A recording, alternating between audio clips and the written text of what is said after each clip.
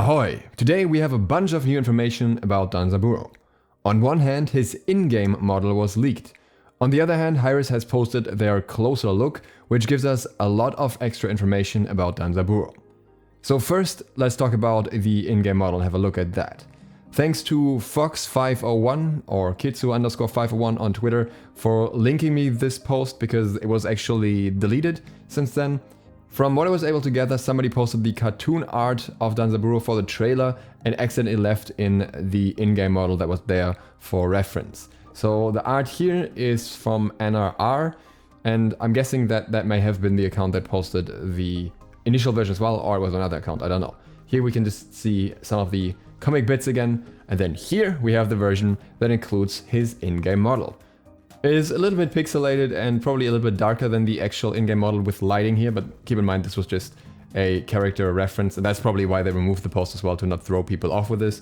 But it gives us a general idea of what it'll look like, and we'll have some more images in the closer look that also give us a good idea of his final design. But overall, everything you saw in the trailer is here. He looks a little bit slimmer than in the trailer, but that's pretty much the only difference that I can really notice, and obviously a little less cartoony when it comes to the eyes and stuff like that. He also has some additional armor pieces, especially on his gauntlets, that make him look a little bit more ready for battle, which makes sense when we put him on the battleground of the gods. And now let's learn more about his abilities as well as his lore in the closer look. Who is Danzaburou? Surely everyone has heard of the mighty Bake-Danuki. These powerful tricksters are so much more than your standard tanuki. The legendary raccoon dogs of Japan are an ancient race, and Danzaburou is their leader. He can transform into anything to meet his needs, he can wheel and deal with the greatest entrepreneurs, and he can, of course, have a heck of a lot of fun. Our vision. Danzaburou is the cute god in a dark year. Something that is ironically fitting with the real world this year as well. As Cthulhu's hold on the world grows tighter, this is when we need some comedic relief the most. Danzaburou. Theme. A trickster. He will confuse you, misdirect you, possibly even cheat you. Visuals. A fun creature. Danzaburou is one high-profile critter adorned with accessories. Personality. A real wise guy. Smart but snarky and mischievous, and will readily taunt you. Perspective? Who? The other gods are utterly confused by him. Especially like that part, the fact that the perspective is literally who. I hope there are going to be some voice lines of gods just not even knowing who he is and what he wants and just asking him what he's about. Danzaburou is best known for painting leaves to look like they were gold and selling them off to unsuspecting passerby. He is also known for transforming into an entire parade procession entirely on his own. In Smite he will duping other gods with his leafy goodness, as well as using his transforming skills to cause quite a spectacle.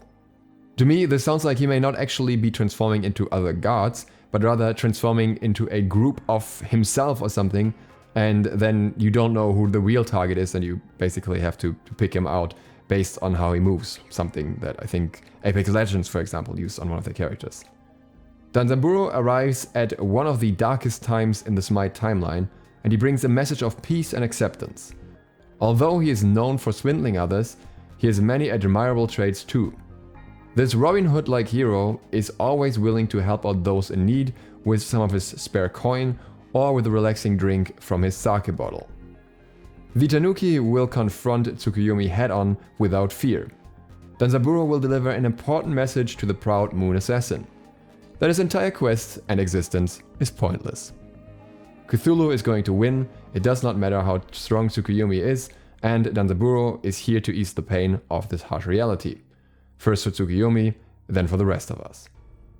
Here we can see some of the different themes for Danzaburou, which have different approaches to the different things that he's meant to be at the same time.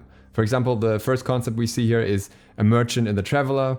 Then the second one is a merchant and adventurer. Then we have a merchant, adventurer, and a monk and a merchant, and so on. So there's different styles inspired by Japanese, well, I don't want to say fashion, but things that were worn in different time periods in the past.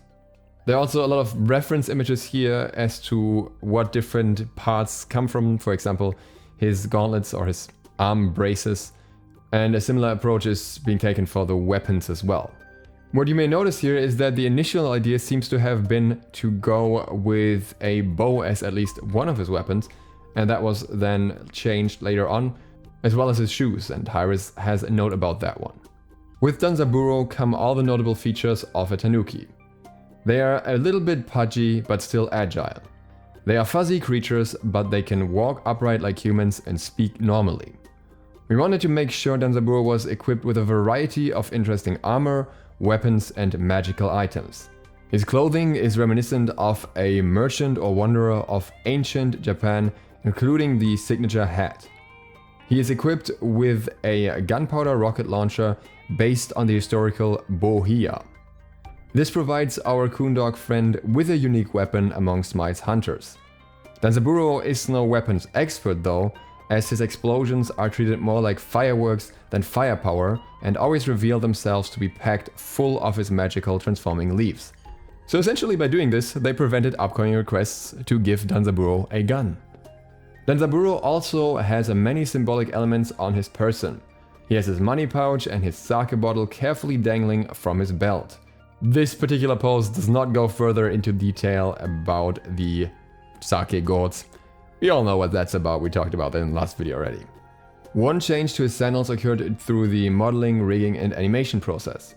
We originally wanted higher blocked sandals, but when combined with his creature legs that have extra joints, this created a lot of concerns both technically and artistically. In other words, I'm assuming he would have looked very tall. So his sandals were flattened to give us more control over his animation set. This can be seen in the card below and in his in-game assets. Here we can see his more finalized art. The shoes are still platformed there, but everything else kind of seems to be very similar to the model that we already looked at, but a lot brighter and more vibrant in this case, which I again am assuming his style is going to be overall. It would be weird to have such a happy, funny character to be very dark. So this seems to be the overall style, and there are a few very nice features that I'd like to point out. For example, the headband that they added.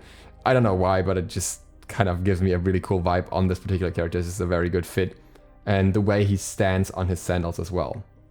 He also comes with a whole basket full of stuff on his back, where he has a short sword, a map and scroll, a ledger, a jar full of sake and coins. So this may be where the money bag model from the data mining comes into play.